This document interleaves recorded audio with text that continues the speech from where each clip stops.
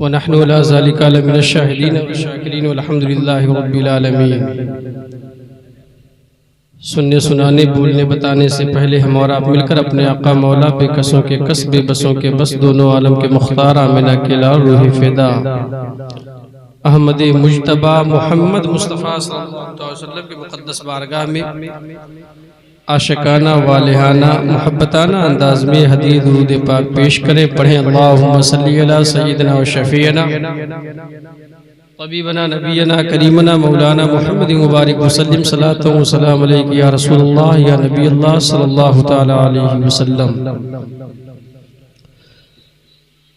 हजार बार बुशोयम दहन से मुश्को गुलाब फरूज नामे तो गुफ्तन कमाले बेअदबीस्त या रसूलल्लाह। अगर मैं अपने मुँह को हजार मरतबा मुश्क और ज़ाफ़रान से धुलूं उसके बाद आपका प्यारा नाम लूँ, ये ज़बां अब भी इस लायक नहीं कि आपके नाम की खूबियों को असमतों को मैं बयान कर सकूं। फिर भी इमाम इश्क़ व मोहब्बत सईदी सरकार आला हज़रत इमाम अहमद रज़ा ख़ान फ़ाज़िल बरेलवी अलैहि रहमत व रिज़वान के इस शेर से कुछ कहने की जुरात कर रहा हूँ। या रसूलुल्लाह के सरवर कहूँ कि मालिको मौला कहूँ तुझे, या रसूलुल्लाह सरवर कहूँ कि मालिको मौला कहूँ तुझे, बागी खलील का गुले ज़ेबा कहूँ तुझे।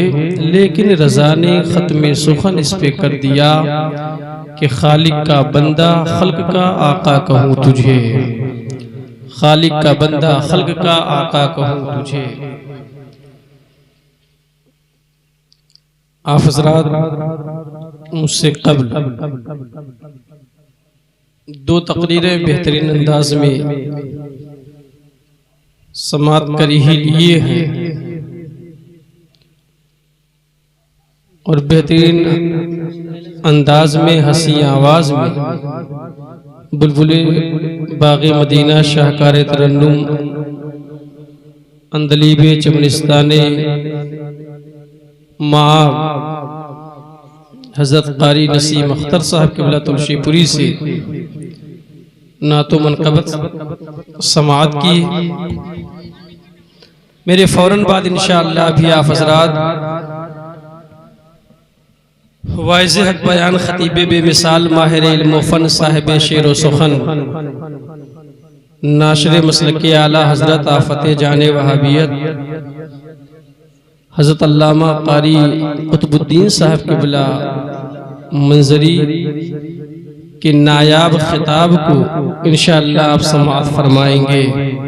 अगर मुस्तफ़ा का आना ना होता तो हमें कुछ नहीं मिलता, हमें कुछ क्या नहीं मिलता, हम खुद ना होते। अरे रब जो खुद इरशाद फरमाता है, महबूब अगर आपको पैदा करना मेरा मकसद ना होता तो मैं रब हूं इस चीज को भी जाहिर नहीं करता। यानी रब है ये चीज भी हम नहीं जान पाते। मुस्तफ़ा सल्लल्लाहु अलैहि वसल्लम अजीम नेमत बन करके आए, अल्लाह ने उन्हें रहमतुल लिल आलमीन बनाया, तो चाहिए हमें कि हम चर्चा करें, जिक्र करें। अब वह लोग जो कहते हैं कि मोहब्बत दिलों से होनी चाहिए, दिलों में होनी चाहिए, दिखावे की क्या जरूरत है। जो लोग कहते हैं मोहब्बत दिल से होनी चाहिए, दिखावे की क्या जरूरत है। मैं आपको बताऊं कि हमें निस्बत है और निस्बत का फायदा क्या होता है और इसे हमें क्यों दिखाना चाहिए। बस एक बात सुनने में अपनी गुफ्तगू को समेटने की कोशिश करूं।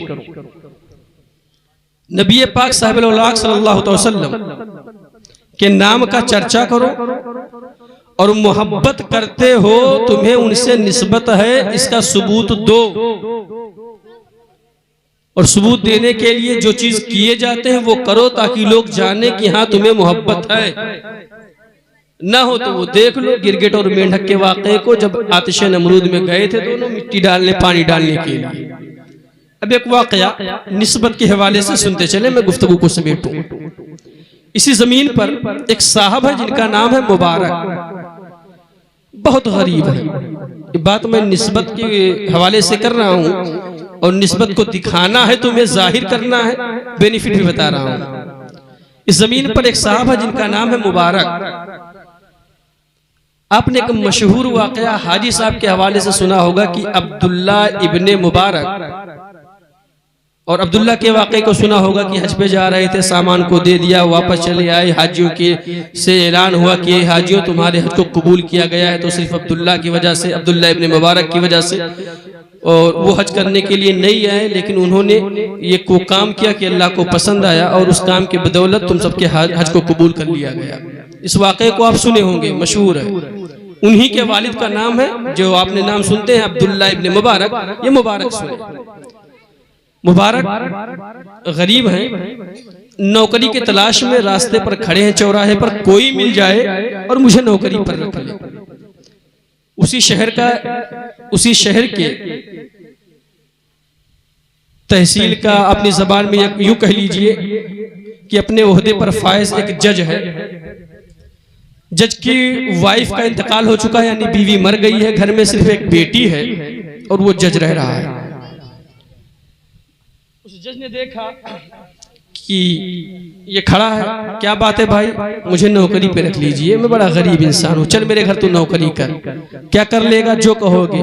बागवानी करूंगा, खेत की सिंचाई करूंगा, जो काम आप कहेंगे सब्जियां लेकर आऊंगा, घर में काम करूंगा, नौकर बन के रहूंगा, आप मुझे 2 लुक़मे खाना 2 टाइम देते रहना, कपड़े वगैरह दे देना, मैं बड़ा गरीब हूँ। मुबारक पहुंचते हैं, जज लेकर अपने घर पहुंचा। बड़ी तेजी के साथ वाकया में समेटूं वो यूं है, जज अपने घर पहुंचता और अपनी बेटी को आवाज देता है, बेटी फातिमा, हाँ अब्बू जान, लो मैं घर में आज एक नौकर लाया हूँ, गुलाम लाया हूँ, सब्जी इससे मंगवाना, काम इससे करवाना, जो कहोगी ये करेगा, और सुबह शाम इसे 2 टाइम खाना देना है, साल में 1-2 जोड़े कपड़े देने हैं। बड़ा सस्ता नौकर मिल गया है। मुबारक काम करने लगे। वक्त गुजरता गया। एक वक्त आता है जब जज की लड़की बुलूगत के मंजिल को तय कर रही होती है। जज ने अपने लेवल के लोगों में रिश्ता ढूंढना शुरू किया। कहीं किसी एडवोकेट के घर पे, कहीं किसी जज के घर पे, कहीं किसी रईस के घर, कहीं किसी मालदार के घर ढूंढता रहा। और शाम को आने के बाद लड़की से कहता है, कई दिनों के बाद बेटी ने पूछा था, अब्बू आजकल आप बहुत मायूस रह रहे हैं। तो जज ने कहा, बेटी मैं जाता तो हूँ यहाँ से कचहरी तक, लेकिन वहां मैं नजर दौड़ाता हूँ कि कोई तेरे लिए बेहतरीन लड़का मिल जाए और मैं तेरा निकाह कर दूं, शादी कर दूं। लेकिन रिश्ते तो कई मिले, लड़के कई मिले, लेकिन कहीं किसी एडवोकेट का लड़का है, बड़ा अच्छा है, पढ़ा लिखा है, अमीर है, लेकिन शराबी है। कहीं किसी जज का लड़का है, बड़ा अच्छा है, खूबसूरत है, लेकिन जुआड़ी है। ऐसे बड़े सारे रिश्ते मिले हैं। अमीर तो हैं, रईस तो हैं, लेकिन शराबी भी है, जुआड़ी भी है, अय्याश भी है, मक्कार भी है। ये तमाम तर बुराइयां मैं उनके अंदर देखता हूं, तो मैं सोचता हूं कि कैसे मैं अपनी बेटी का हाथ इन लोगों के हाथ में रख दूं। हालांकि उनके पास माल बहुत है, दौलत बहुत है, सब कुछ है, बस उनके कैरेक्टर सही नहीं है। निचोड़ ये है, लड़की ने कहा कि अब्बू आप अगर चाहें तो मैं कुछ मशवरा दे दूं। बोलो बेटी क्या बात है? मैंने अपने लिए रिश्ता चुन लिया है, देख लिया है।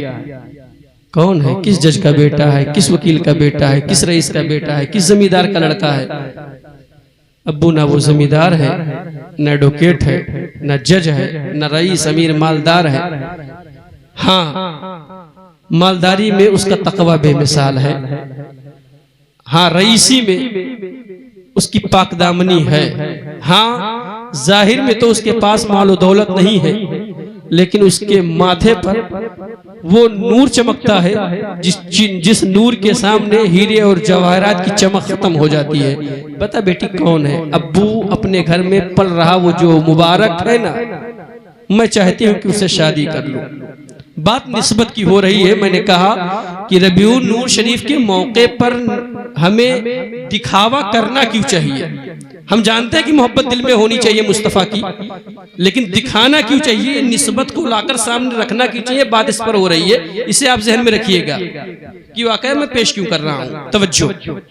जज ने कहा था, बेटी जब रिश्ता देखना था तो अपने लेवल में देखती ना। लोग क्या कहेंगे कि अपने ही घर के नौकर से एक जज ने अपनी बेटी के लिए रिश्ता तलाश कर लिया और घर में ही शादी कर दी। बेटी अपने लेवल में देखना था। अब्बू सच बताओ कि क्या रात की तारीकियों में जब आप बिस्तर पर जाते हैं वो आपका पैर दबाकर अपने कमरे में जाता है, आप आधे नींद में होते हैं, तो बताओ क्या तस्बीह की आवाजें उसके कमरे से नहीं आती? क्या बताओ वो हमसे पहले उठकर सुबह फजर के वक्त वजू बनाकर मुसल्ले पर खड़ा नहीं हो जाता है? सच बताओ कि क्या आपके साथ वो वफादारी नहीं करता? सच बताओ कि आप रोजाना न जाने कितनी गड्डियां ला करके उसके हाथ में थमा देते हो, मुबारक पकड़ सलीके से लगा दे, वो रुपये पैसे दिरहमो दीनार को ले जाकर तिजोरी में रख देता है, एक सिक्का भी इस्तेमाल न किया। क्या वो सच्चा नहीं है? क्या वो अच्छा नहीं है? क्या वो ईमानदार नहीं है? क्या वो मुत्तकी नहीं है? क्या वो परहेजगार नहीं है? अगर नहीं है अब्बू तो आप मना कर दे, मैं नहीं करूंगी। लेकिन अगर उसके अंदर ये सारी क्वालिटियां हैं, अच्छाइयां हैं, तो आप मुझे मना भी ना कीजिएगा। जज कहता है ठीक है, अगर ये बातें हैं तो जाओ, मैं मंजूर करता हूं, मुबारक से तुम्हारी शादी कर दूंगा। अल मुख्तसर जज बैठा है, लड़की बैठी है, मुबारक कहाँ हो? दौड़ कर आता है, मुबारक हाथ बांधे हुए, नौकरी कर रहे, गुलामी कर रहे हैं।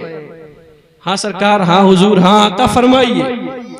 मुबारक बैठ गया, जमीन पर बैठ गया मुबारक, वही घर का नौकर, लड़की ने पसंद कर लिया है। मुबारक थोड़ा ऊंचे बैठ जा। आका मैं आपके बराबरी कैसे कर लूं? आप आका हैं, मैं नौकर हूं, आप मालिक हैं, बराबरी कैसे? थोड़ा तो ऊंचे हो जा, जो बात करनी है वो लेवल में लाना जरूरी है। अभी ज्यादा झुककर बात नहीं हो पाएगी, आजा थोड़ा लेवल में आ जा। मुबारक मुबारक, मैं चाहता हूं कि तुम मेरी लड़की से शादी कर लो। क्या कह रहे हैं आप? मलका है वो मैं उनके घर का नौकर हूँ, वो एक हुक्म करती है, मैं सब्जियां बाजार से ले आता हूँ, बागीचे से तोड़ लाता हूँ। अल मुख्तसर जो भी कहे होंगे, जो बातें हुई होंगी, निचोड़ ये है। मुबारक ने कहा मैं कैसे कर लूं? तो मुबारक ने आखिरी जो जुमला कहा था वो ये कि मना करने के लिए ये बात नहीं है कि आपकी लड़की बदसूरत है, मना मैं इसलिए नहीं कर रहा कि आपकी लड़की खूबसूरत है या ये है कुछ कैसे है मामलात, बल्कि इसके पीछे कुछ वजह और भी है। क्या कोई डर है कि मैं तुझे बुरा भला कहूंगा या तेरी हैसियत के बेस पर तुझे नीचा दिखाऊंगा या कोई और बात होगी? अगर ऐसा डर है तो ठीक है, मैं तेरा निकाह कल ही कर देता हूं। नहीं, मुझे मोहलत चाहिए। कितने दिन? कम से कम मुझे 40 दिन या 90 दिन या 60 दिन की मोहलत दे दो, उसके बाद मैं निकाह करने के लिए तैयार हूं। मुबारक क्या कह रहा है तू? शादी ही तो करनी है, कहां बाराती और ढोल तमाशे लाने हैं? आंगन में बैठेंगे, काजी को बुलाएंगे, आएगा, निकाह पढ़ाएगा। बात इतनी सी है, ना तुझे जोड़ा खरीदना ना घोड़ा खरीदना, तू मेरे घर का खादिम है, नौकर है, जो कुछ तुझे दूंगा मैं ही लाकर दूंगा। खरीदना क्या है? मोहलत क्यों मांग रहा है? नहीं मांग रहा हूं, जरूरी है। जब जज बार बार पूछने लगा तो उसने कहा अगर आप माफ करें तो मैं बात कहूं। हाँ बता, मैंने माफ किया। अब मुबारक के उस जुमले को सुनिए और इसको सुनने के बाद थोड़ा अपने भी जमीर को झिझोड़ने की कोशिश कीजिएगा। वो लोग जो ये काम करते हैं जो मैं कहने जा रहा हूं।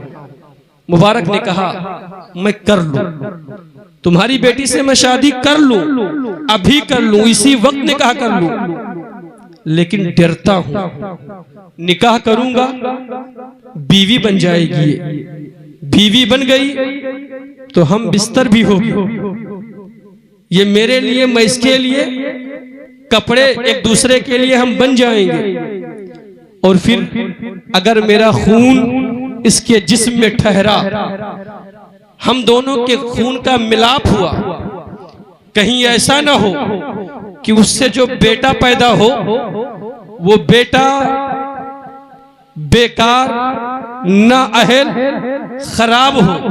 अब मैं इस बात को साफ कर दूं। मुबारक ने कहा ऐ जज साहब, मैं आपके घर का नौकर हूं, कई सालों से नौकरी कर रहा हूं, तनख्वाह महीने में आप एक दिन पाते हो, लेकिन गड्डी आप घर में रोजाना ला रहे हो। कभी आते हो कचहरी से तो झोले को फेंकते हो मेरे सामने, मुबारक उठाकर तिजोरी में रख दे। मैं नोट की गड्डियों को देखता हूँ, तुम्हारे तनख्वाह से ज्यादा गड्डियां रोजाना घर में आप ला रहे हो। कभी ये गड्डी, कभी वो रुपये, कभी ये सिक्के, कभी वो जेवरात, और मैं तिजोरी में रखता जा रहा हूँ। आए जज साहब, आपने अपनी बेटी को बचपन से लेकर आज तक हराम खिलाया है, हराम पिलाया है, क्योंकि अगर हलाल खिलाते तो तनख्वाह कचहरी में आपको महीने में एक दिन मिलती है। हाँ, तनख्वाह एक दिन पाते हो, लेकिन पैसा रोज लाते हो। ये हलाल तो नहीं है ना, हराम की कमाई ही लाते होगे। खुलकर कहना यह है कि जब आप हराम खा रहे हो, आपकी बेटी हराम खा रही है, अगर वो हराम खा रही है, उसके जिस्म में खून हराम का होगा, उसके जिस्म में खून हराम का है। मेरी बीवी बनेगी, हम किनार होंगे, तो मेरा पाक खून इसका हराम खून मिक्स होगा। बेटा या बेटी जो पैदा होंगे, अगर बेटी पैदा हुई तो बदचलन होगी, बेटा पैदा हुआ तो नाकारा निकम्मा होगा। मुबारक गरीब जरूर है, मुबारक मुफलिस है, लेकिन मुबारक ये नहीं चाहता है कि उसकी नस्ल में कोई मर्द आने वाला बेकार निकम्मा हो, कोई लड़की आने वाली बदचलन हो। इतना कहना था, तब तक जज खड़ा हुआ और फौरन मुबारक के गिरेबान को पकड़ा। पकड़ने के बाद कहता है, अगर तू ये कह रहा है कि हराम खिलाने से लड़की बदचलन हो जाती है, लड़का बेकार हो जाता है, लड़का माँ बाप की बातों को नहीं मानता, लड़की बदचलन बेकार हो जाती है, तो सच बता, क्या तूने कभी मेरी बेटी को गलत रास्ते पर देखा है? ऐ मुबारक, तुझे तेरे रब का वास्ता बता, क्या मेरी फातिमा कभी अब किसी गलत रास्ते पर देखा है? क्या किसी गैर महरम से मिलते हुए मेरी बेटी को देखा है? क्या मेरी बेटी कभी झूठ बोली है? क्या मेरी बेटी कभी दगा की है? क्या मेरी बेटी फरेब के ऊपर दुपट्टे को ओढ़ी है? क्या मेरी बेटी बगैर इजाजत कहीं गई है? सुनो सुनो, क्या मेरी बेटी उन रास्तों पर गई है जिन रास्तों पर जाने के बाद लड़कियों के माथे पर बुराई का, बदचलन का ठप्पा लग जाता है? बता, देखा है? मुबारक ने कहा, नहीं सरकार, आपकी बेटी फातिमा तो बिल्कुल पाक है, बिल्कुल साफ है, इसमें कोई बुराई नहीं है। तब जज ने कहा, अगर हराम की कमाई की वजह से अगर ये बुराई पैदा होती तो सबसे ज्यादा बुरी तो मेरी बेटी होनी चाहिए, क्योंकि मैं रोज रिश्वत की कमाई ला रहा हूँ। सुनो सुनो, बात हो रही है निस्बत की।